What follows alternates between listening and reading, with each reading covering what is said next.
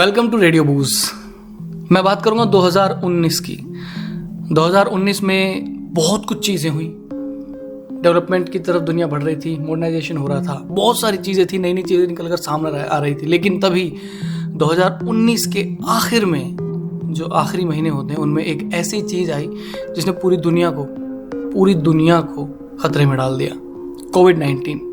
कोविड-19 इसीलिए उसका नाम था क्योंकि वो 2019 में आया था, ऐसा काफ़ी लोगों ने कहा भी। बहुत कैजुअल लिया लोगों ने क्योंकि इक्का दुक्का केसेस थे। चीन के वुहान शहर की एक लैब से ये वायरस निकलकर सामने आया था जो कि चमगादड़ों से इंसानों तक पहुंचा था, ऐसा भी रिसर्च में सामने आया था।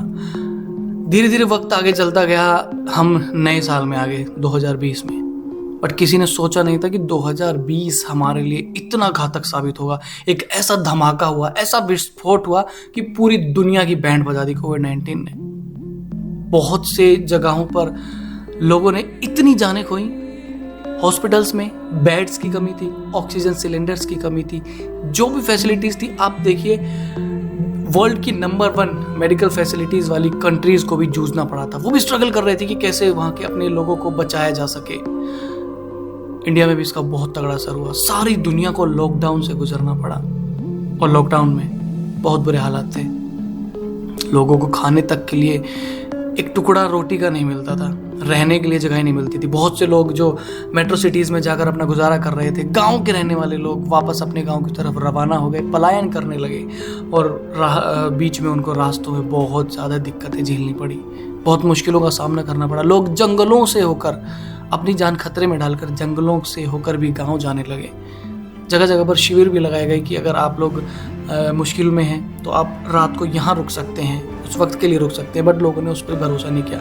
उनके दिमाग में सिर्फ एक चीज़ थी कि हम किसी तरीके से अपने घर पहुँच जाएं। मेट्रो सिटीज़ से 60% से भी ज़्यादा लोग अपने गांव की तरफ रवाना हो चुके थे। और वो दौर ऐसा था कि वो मंजर भुलाए नहीं भूलता। हम अपने आने वाली जनरेशन को जब बताएंगे ना कि ऑलमोस्ट 3 महीने तक हम लोग लॉकडाउन में रहे थे, मतलब कि ना घर से बाहर जाना, ना किसी का घर के अंदर आना, सिर्फ यही चल रहा था उन 3 महीनों के दौरान।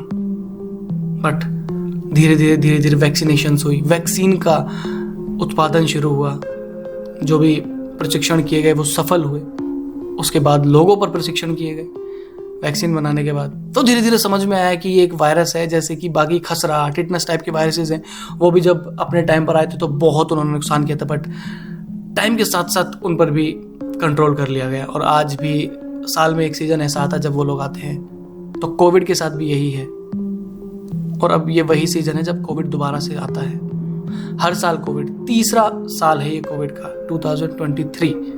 बट हम लोग उसको बहुत कैजुअल ले रहे हैं।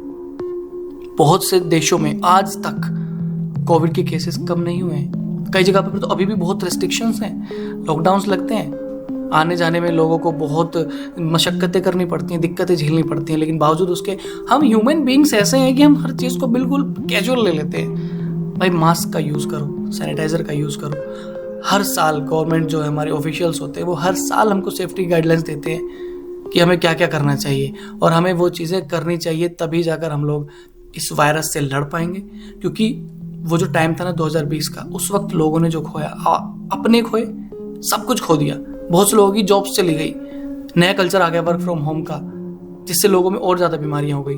क्योंकि घर पर बैठे बैठे काम करना, बीमारियों को न्योता देना है। एक जगह पर सीट पर बैठ कर आप 10-10, 12-12 घंटे करते हैं काम, तो वो बीमारियों को न्योता देना है।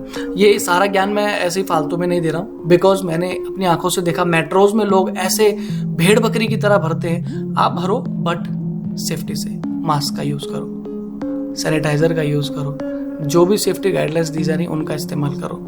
रेडियो बूज यही कहता है कि वायरस फिर से लौट गया, डे बाय डे केसेस बढ़ रहे हैं। हमें अपने लेवल पर कुछ करने की ज़रूरत है, क्योंकि जो ऑफिशियल्स कर सकते तो उन्होंने किया। हमें वैक्सीन दी और सेफ्टी जो हमको गाइडलाइंस दी हैं वो भी दी हैं। तो हमें अपने लेवल पर ये सब चीज़ें करनी है। तो आई होप कि आप मेरी बात को समझ गए होंगे। Thank you.